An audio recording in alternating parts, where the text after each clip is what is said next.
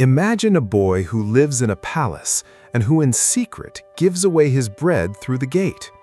His family is one of the richest and noblest in all of Italy. He could eat whatever he wanted. But every day, he saves a piece of his own bread and quietly hands it to the children waiting outside the palace. His name is Cajetan, and when he was born, his mother placed him in the arms of the Virgin Mary, asking her to watch over him always. From then on, Cajetan grew up feeling that promise stay with him everywhere, like an invisible hand resting quietly on his shoulder. That boy would grow up to give away everything he had, so that centuries later, millions of people would still be asking him for one very simple thing. Have you ever given away something of yours, even something small, just to see someone else be happy? Stay with us, because this bread-sharing boy is about to change the way the world understands the word providence. Cajetan was born in 1480 in Vicenza into one of the noblest families in the Republic of Venice. He had the finest tutors, learning Latin, philosophy, music, everything a wealthy boy could wish for. Fun moment? While other noble children played with fine toys, Cajetan preferred sneaking off to the palace kitchen to save a piece of bread and share it with the poor children waiting outside. His family prayed with great seriousness, and his mother taught him from a very young age to trust God above any riches. Every Sunday, the whole family walked together to the main church of Vicenza, and Cajetan watched the altar with an attention that surprised the adults. Nobody in the palace could have guessed yet where that simple habit would eventually lead him. Cajetan grew up to become a brilliant student. Before that, he studied for years at the University of Padua, graduating with the highest honors possible. By 24, he already held a doctorate in law with a secure future ahead. He went to Rome, where he received important posts in the papal court. He wore fine clothes, dined in palaces, spoke with cardinals. Everyone thought Cajetan would rise very high in the church. But deep inside, something didn't fit. He had everything and felt he had nothing. And that feeling of emptiness was about to lead him towards a decision nobody in his family expected. Cajetan began visiting hospitals, especially the ward for the sick that nobody else wanted to touch. He joined a group of priests who wanted to truly live the gospel, the oratory of divine love. There, he sat beside the poorest men in the oratory, the ones nobody else wanted near them, and treated them as if they were royalty. When he chose to serve among the poorest and most forgotten, some in his family felt embarrassed. Fun moment? "You're the last of the Thieni," his family told him. "If you give it all up, our name dies with you." Cajetan smiled calmly. "Then let it die. I've already found my true name, Servant of Christ." And that place nobody wanted became the beginning of everything. In Vicenza, Cajetan founded a hospital for the incurably sick, those nobody else would care for anymore.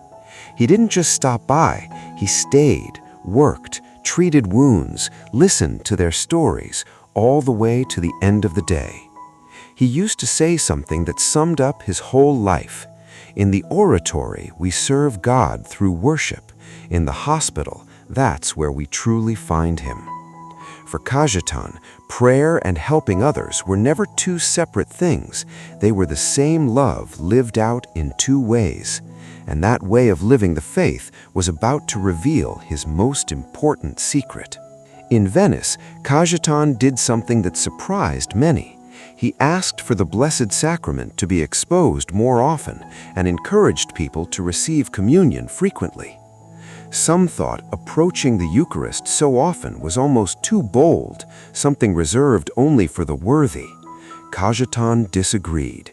To him, the more you felt you needed it, the more you had reason to come close. But Cajetan said, "I wish Christians would approach the bread of life like little children, with joy, without fear, and without false shame." That was his secret, not a distant God to be feared, but a father who wanted to feed his children. With that conviction in his heart, Cajetan was ready to build something entirely new. The church of that era was living through difficult times, corruption, division, confusion. In 1523, Cajetan and other priests decided to found a new religious family, the Clerics Regular Theani. Their rule was almost unthinkable for the time. They would live in complete poverty and never beg for alms from anyone. In 1524, the first companions made their solemn profession inside St. Peter's Basilica before an envoy of the Pope himself. They would trust only in God's providence, just as Cajetan had learned to trust since childhood, sharing his bread. That trust was about to be tested in the hardest way possible. In 1527, an army attacked Rome, and the Theanis had to flee to Venice right as a terrible plague arrived, followed by famine. Cajetan didn't hide. He stayed to serve the sick and the hungry, whatever it cost. Many fled the city to save their own lives. Cajetan stayed exactly where he was needed most, just as he always had. Later, in Naples, a nobleman offered him land to secure his order's future. Cajetan replied, "Perhaps here we're poorer, but God is the same in every city." He also helped create the first pawnbroking houses for the poor, places where people could get a fair loan without abuse and rebuild their lives with dignity. It was his way of saying, God's providence is also built with human hands that help with justice. He died on August 7, 1947, asking to die on a hard wooden board like Christ on the cross. And now here's the most surprising part. Do you know what still happens to this day on August 7th? 1. It all began with a boy who shared his bread without anyone asking him to.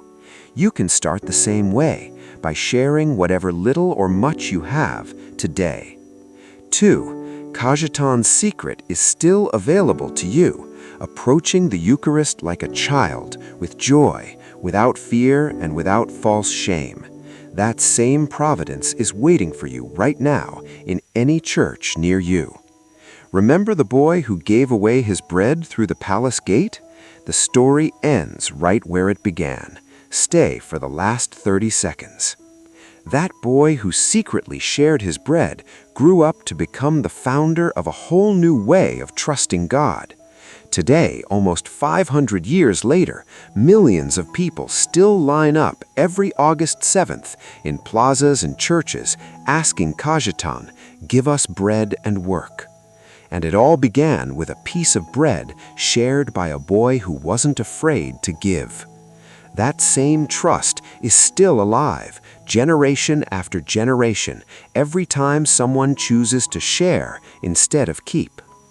Have you ever shared something of yours to someone who needed it more than you did? Tell us in the comments. And if you want to meet the next superhero of faith, subscribe now.